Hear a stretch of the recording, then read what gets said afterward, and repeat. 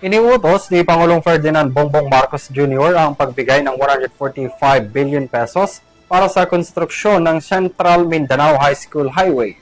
Ayon sa Department of Budget and Management, layunin nito na mapabilis ang pagpapatayo ng nasabing proyekto na inaasahang magpapabawas ng oras ng biyahe at magpapalakas ng ekonomiya ng rehiyon.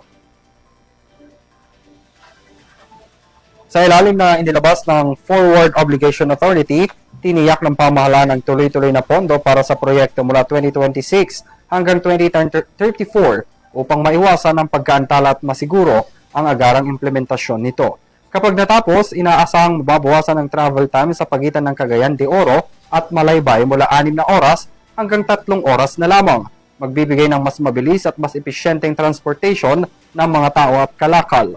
Makikinabang dito ang mga commuter, magsasaka, negosyante at mga lokal na komunidad dahil sa mas mababang gastos na biyahe at mas maayos na daloy ng kalakalan. Inaasahan ding makakatulong ang proyekto sa pagpapalago ng mga sektor tulad ng agrikultura, logistics at turismo na magbubukas ng mas maraming oportunidad sa North at Central Mindanao.